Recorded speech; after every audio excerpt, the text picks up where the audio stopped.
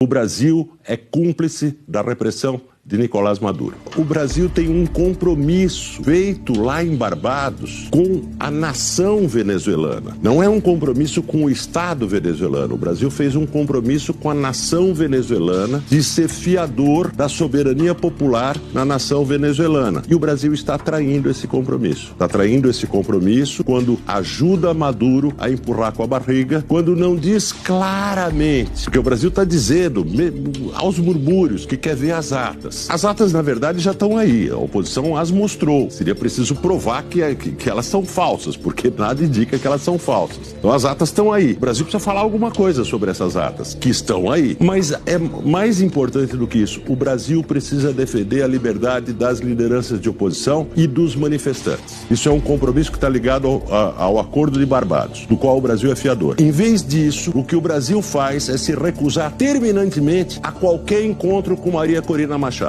A única coisa que é uma posição absoluta do Brasil, que não é negociável, é que o Brasil não se encontra com a principal liderança de oposição que está sob ameaça de prisão. O Brasil não envia um representante para se encontrar com ela e já avisou que com ela não fala. O Brasil não disponibiliza a sua embaixada como refúgio dos líderes da oposição se isso for necessário. O Brasil é cúmplice da repressão de Nicolás Maduro. Pois é, pessoal, parece que acabou o amor. Ou o Pix não caiu no dia certo. Escancararam a verdade, soltaram tudo pra cima do Lula, pessoal. Mas o Demétrio é uma pessoa já esperada, porque ele dá umas alfinetadas no governo Lula. Mas e os militantes da Globo News? Eles nunca falam de Lula, sempre passam pano. O que aconteceu com eles pra falarem isso? Olha aí. Você pode fazer uma leitura de racismo também, porque primeiro botam um macaco, né? Dizer que o brasileiro é macaco. E depois tira. Que é um grito racista presente nos estádios de futebol. Pô, quantas muito vezes comum jogam banana? Argentinos. Argentinos. E jogaram banana pra quem? Pro um jogador brasileiro, o Daniel. Não, e pro Vini Júnior, pro Vini Júnior também já jogaram. Então, esse é um problema. E esse também tem, você pode fazer uma leitura de viés racista. Por quê? Pô, quando uma mulher negra se torna a maior medalhista do país, ao invés de você reverenciá-la, você apaga a imagem dela. E deixa duas mulheres negras reverenciando um computador. Então, e não uma terceira mulher negra. E vou até acrescentar aqui... tanto de fazer a leitura identitária nas questões, comete ali duas publicações que, na sua essência, têm características racistas. E vou acrescentar aqui, como mulher, machistas, misógina, porque você está apagando uma mulher. É, horrível. Também tem, então. Pois é, se você pegar a leitura identitária... Cara, tem que ver a Globo chamando o governo Lula de rachista. É a mistura de machista com racista, virou rachista. Chamando o governo Lula de machista e racista é porque realmente eles conseguiram enfiar os pés pelas mãos mesmo. Porque os passadores de pano oficiais desse governo, ao ponto de falar que Maduro é de direita e conservadora, e agora, não, mexeu com a bandeira identitária deles, eles vão ficar revoltados com certeza. Mas também, vamos falar sinceramente aqui, tá? Eu também não aguento esse papo de lacração, que tudo é machismo, tudo é racismo, mas que ideia de idiota foi essa de apagar a ganhadora das medalhas? A brasileira que tá enchendo o Brasil de orgulho e colocar um computador ali. Quem é que põe a ideia de colocar um macaco? Cara, como é que pode? Se essas são as pessoas, os especialistas em comunicação fazendo isso, é por isso a gente entende o que os especialistas em economia estão fazendo o que eles estão fazendo. É um mais burro que o outro. É de dar dó. Há pouco tempo atrás, o Ministério das Olimpíadas, o Ministro do Esporte, publica post racista com imagem de macaco em referência à delegação do Brasil. Então, basicamente, tá o Ministério do Esporte chamando todo o povo brasileiro de macacos. Olha, nosso mundo aguardando, todo mundo aguardando o nosso barco. E aí coloca o macaco, gente, pilotando o barco. Isso porque tem uma equipe aí que ganha milhões de reais por mês pra trabalhar, pra fazer esse tipo de conteúdo, tá? Isso são milhões do dinheiro público trabalhando. Beleza, eles vão lá, se arrependem, pedem desculpa, apagam o post. E aí depois nós temos a nossa Rebeca. A Rebeca que encheu o Brasil de orgulho, que vai lá, vence primeiro lugar. O que acontece? A Rebeca tá lá, aquela foto dela no pódio em primeiro lugar. O que o Ministério das Comunicações faz? Pega essa foto da Rebeca e faz isso aqui, ó, e publica nas suas redes. Apaga a Rebeca do pódio e coloca um programa do governo que é uma mentira, computadores para inclusão, que nunca aconteceu, nunca foi executado, mas é propaganda, né? Afinal de contas, o Lula separou 630 milhões para propaganda, para comunicação esse ano. Tiram a Rebeca, a repercussão é horrível, terrível, eles vão lá e mudam. Não, vamos consertar isso aqui, vamos. Como é que a gente pode consertar? Ah, vamos colocar a Rebeca, mas vamos encher do nosso programa, poxa. Aí colocar escolas conectadas, norte conectado, computadores para inclusão, internet, ou seja, colocam o mesmo programa. Aqui eles colocaram só um, aqui eles já foram lá e colocaram 4.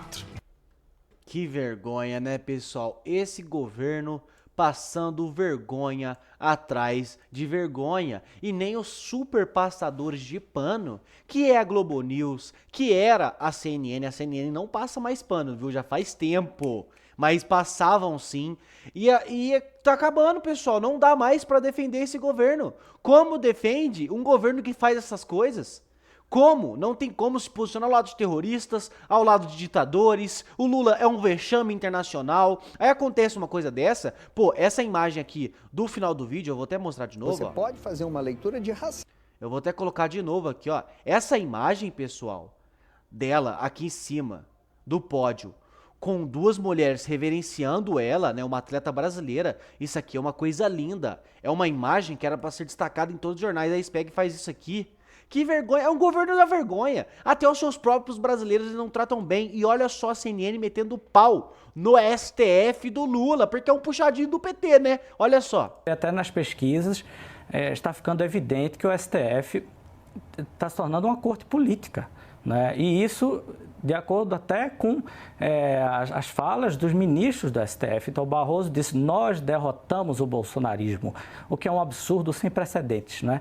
Então, isso tudo está ligado numa tentativa de criminalizar o ex-presidente Bolsonaro, né? E até pessoas que participaram de manifestações que não tinham potencial de fazer um golpe de Estado, né? Aquelas pessoas, aquelas velhinhas com camisa do Brasil que foram presas, né? Elas não tinham o potencial, elas não poderiam, elas não tinham os instrumentos para fazer um golpe de Estado. E, entretanto, elas estão presas por isso. Todo ano a gente via as manifestações da esquerda em que se quebrava tudo na Praça dos Três Poderes. Isso aconteceu em 2013, aconteceu em 2016, aconteceu na época de Michel Temer, que eles tocaram fogo mesmo, né? Invadiram os palácios, destruíram parte dos ministérios, invadiram o Palácio do Congresso Nacional e, entretanto, essas pessoas não foram condenadas por tentativa de golpe de Estado, né? E no caso do 8 de janeiro, as pessoas foram condenadas severamente por uma corte que está se mostrando cada vez mais partidária.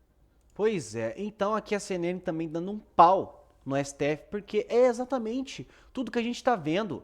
A esquerda pode fazer tudo, se eles forem lá e quebrarem a estado do STF, quebrar os vídeos, fazer tudo, a esquerda pode, amigo. A esquerda tá tranquila. O STF não é partidário? Mas como então se a esquerda pode tudo e a direita, quando vira uma lata de lixo, já é terrorista? Já é um genocida? Já é um cara que tem que ser trancado 17 anos na cadeia? Que vergonha que o STF está fazendo, está passando um papelão. O povo brasileiro sofrendo com uma corte que é partidária, que é da esquerda. A esquerda está liberada a fazer tudo nesse Brasil. A direita, amigos, tome cuidado, porque qualquer coisa você pode ser condenado a 20 anos de cadeia. Que vergonha, que papelão desses ministros. E a mídia já começa a comprar a briga. Por quê? Estão vendo a gravidade da coisa. Viram ainda mais, depois desse apoio do Lula com o Nicolás Maduro, a gravidade da coisa. Por quê? Aqui começou a ficar tenso, mas como a imprensa ganha ali o seu dinheirinho e estava tudo bem, não estava, né, ditadura tão avançada assim, uma censura tão grande, estava tudo bem, né, porque até um limite vai, eles compram, eles participam. Mas depois que o Lula apoiou um regime que está muito mais avançado que a gente, que foi o do lado da Venezuela, eles abriram o olho e falaram, calma aí, o Lula apoia isso, o governo apoia isso, aí já começa a ficar perigoso pra gente. Então, pessoal, tá todo mundo começando a olhar, abrir o olho, e até os militantes, os passadores de pano, já não passam mais esse pano total para esse governo que está aí, pessoal. E olha só, o Dino entrou em ação novamente, pessoal. Dino gera a possibilidade de nova crise no Congresso para reacender as esperanças de Lula no orçamento. Olha só. Em mais um capítulo da conturbada relação entre o Executivo e o Legislativo, o ministro do Supremo Tribunal Federal, Flávio Dino, tomou medidas que podem devolver parte do orçamento controlado pelo Congresso ao governo de Lula. As ações do ministro apontam para uma nova crise entre o Judiciário, o governo e os parlamentares. Na última segunda-feira, dia 4 de agosto de 2024, Dino assinou despachos referentes ao orçamento secreto e às emendas PIX, que buscam trazer mais transparência ao uso do dinheiro público. Essas medidas visam impedir o pagamento de sobras do orçamento secreto sem a devida transparência e exigem que prefeituras e governos estaduais informem onde os recursos serão aplicados. Flávio Dino e a nova diretriz para o orçamento secreto, olha só. Um dos pontos mais sensíveis nas decisões de Dino é a exigência de transparência nos gastos futuros do orçamento secreto. Além disso, ele determinou uma nova dinâmica para todos os tipos de emendas parlamentares, restringindo o envio de recursos para fora dos estados de origem dos deputados e senadores. As emendas de comissão, que herdaram parte do espólio do orçamento secreto, também foram afetadas. Essas mudanças representam uma esperança renovada para o governo Lula em recuperar parte do orçamento que o Poder Executivo perdeu nos últimos anos. Porém, é esperado que o Congresso reaja negativamente a essas medidas. Durante uma sessão da Corte, Dino já havia indicado suas intenções a criticar, a falta de poder do Executivo na alocação dos recursos da União. O que é o orçamento secreto e as emendas PIX? O orçamento secreto e as emendas PIX são temas amplamente discutidos nos corredores de Brasília. Mas o que exatamente são esses mecanismos? Olha só, orçamento secreto. Trata-se de um esquema em que verbas do orçamento são distribuídas de forma pouco transparente, muitas vezes sem que os responsáveis pela destinação dos recursos sejam divulgados. Então, fica ali muito sigiloso para onde essa verba está indo. Emendas PIX, sistema pelo qual os recursos federais são transferidos diretamente para as contas de prefeituras e governos estaduais, sem um planejamento detalhado prévio sobre a aplicação desses recursos. Então simplesmente manda para a prefeitura esse PIX. Esses instrumentos somados já movimentaram cerca de 67 bilhões de reais, expondo uma série de problemas como falta de planejamento, ausência de transparência, desigualdades regionais e possibilidade de corrupção. Então o Flávio Dino veio aí, e deu essa paulada no Congresso, porque o que acontece? O Lula pega aquele tanto de dinheiro, aquele tanto de dinheiro, esse ano foi 30 bilhões, 40 bilhões, e manda para os parlamentares. Aí tem o orçamento secreto, o parlamentar pega o dinheiro e faz o que ele quer, manda para onde ele quer, faz sem transparência nenhuma, não mostra para quem que tá recebendo esse dinheiro, e aí? E aí é uma várzea, aí virou festa com o nosso dinheiro, Então, de forma estranha, o Dino fazer isso, ele tá ali tentando combater esse orçamento secreto. E aí, o que vocês acham sobre isso? Queria pedir para vocês comentarem aqui embaixo, tá? Sobre essa informação. E pessoal, o amor pujante, lindo de Lula continua a todo vapor, não é mesmo? O governo Lula desembolsa 83 mil reais do meu e do seu dinheiro para passagens de Janja em viagem a Paris. Olha como o amor é lindo, olha aí. O governo Lula, o governo de Lula registrou um alto custo em julho de 2024, ao gastar 83 mil reais em passagens para a primeira-dama Rosângela da Silva, conhecida como Janja, participar da abertura das Olimpíadas de Paris. Esse foi o segundo custo mais elevado do mês para funcionários da gestão petista. O valor desembolsado com a viagem da Janja somente foi ultrapassada pelo gasto destinado a Gilmar da Cunha Trivelato, pesquisador da Fundação de Jorge do Prat Figueiredo, Fundacentro, que teve uma passagem custando 94 mil reais. Isso aqui nós tá falando de passagem, tá, pessoal? Passagem. Este montante reflete as despesas associadas ao painel de viagens do Ministério da Gestão e da Inovação em Serviços Públicos, despesas de viagens do governo Lula.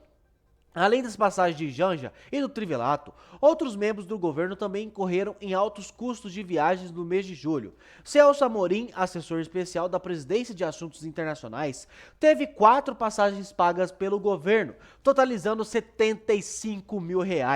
Amorim foi designado, como enviado especial do governo para a Venezuela, que enfrenta uma crise política devido às fraudes eleitorais perpetuadas pelo ditador Nicolás Maduro. E é incrível, né? Porque o cara foi pra lá gastando R$75 mil do meu e seu dinheiro para defender um sanguinário ditador maligno que está na Venezuela. Janja nas Olimpíadas de Paris. Janja chegou a Paris em 25 de julho e retornou ao Brasil no dia 29 do mesmo mês. Durante sua estadia na capital francesa, a primeira-dama cumpriu diversas agendas como chefe de Estado, sendo recepcionada pelo presidente francês Emmanuel Macron e sua esposa Brigitte Macron. A primeira-dama também participou de encontros com ministros brasileiros, prefeitos de diversas cidades e representantes de bancos e financiadores. Este evento marcou uma ocasião histórica, pois foi a primeira vez que uma primeira-dama brasileira representou oficialmente o governo das Olimpíadas, nas Olimpíadas, né? Primeira-dama faz história nas Olimpíadas. De acordo com o jornal Estadão, Janja conseguiu a credencial de representante do governo brasileiro fora do prazo estipulado pelo Comitê Olímpico Internacional. Essa participação inédita reflete a importância que o atual governo atribui à presença diplomática. Então, como vocês sabem, essa aliança do Lula com o Macron é muito grande, né? Representa tanto pro Macron que lá, né, está destruindo Paris, né, a França. Inclusive, né, Olavo de Carvalho lá atrás dizia: visitem a França antes que acabe, porque o movimento woke, esse movimento, né, liberalista, que está crescendo lá em Paris, lá na França, e já dominou a França, esse governo de esquerda, esse, né, povo de esquerda, e inclusive muitos imigrantes lá do Oriente Médio, a gente sabe que a França acabou. É um governo totalmente de viés político de esquerda, totalmente voltado para a esquerda, e a gente sabe o tanto que o Macron ama o Lula. Então, que o Lula pede pro Macron, o Macron faz. Então, por isso que aqui,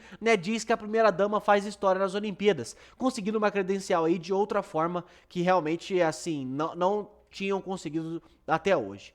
Então, gastando nosso dinheiro, gastando, né, esse valor exorbitante para fazer essa viagem, está aí os gastos do governo Lula nesse mês. E aí, o que você acha, né, do descaso do governo Lula com o nosso dinheiro? E eu sou obrigado a escutar pessoas que recebem o mínimo, que ganha ali um Bolsa Família, que vive do Estado, que vive na miséria, com o mínimo do mínimo, se contenta com um pouco, fala que esse é o governo do amor que ajuda os pobres. Gente, abram os olhos. Olha o tanto que esse governo gasta com poucas coisas.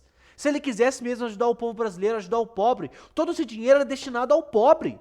Porque não era pra gente estar vivendo com o mínimo, como estamos hoje. Que já é muito bom, a gente tem muito mais que muitas pessoas, muitos países no mundo, sim, mas que tem potencial e tem pessoas trabalhando.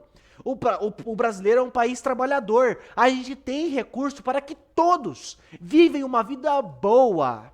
Não uma vida do mínimo, mas sim uma vida boa. Mas não pode, porque a classe política são como reis e rainhas, que não podem perder esses privilégios maravilhosos que eles têm. E isso eu julgo todos os governos, até mesmo no governo Bolsonaro. Tinha que ter tido uma luta maior contra essas mordomias que o Estado tem. Mas a gente sabe que um homem sozinho não faz nada, não é mesmo? Então fica aí a deixa nessa matéria para que você comente aqui embaixo. Inclusive, peço para você comentar aqui embaixo o que você acha sobre isso, qual é a sua opinião, o seu posicionamento, o que você pensa, é muito importante, tá? Comenta aqui embaixo também qual é a sua opinião, claro, e da onde você fala, qual é a sua cidade. É importante, tá, o seu posicionamento. E olha aqui, esse canal é novo, eu criei ele recentemente, então se você puder compartilhar esse canal, compartilhar esse vídeo nos grupos do WhatsApp e pedirem, né, pros seus amigos aí se inscrever no canal, aqui tem notícias atualizadas todos os dias. Então se você se interessa, se inscreve aí, tá bom? Muito obrigado e até a nossa próxima notícia.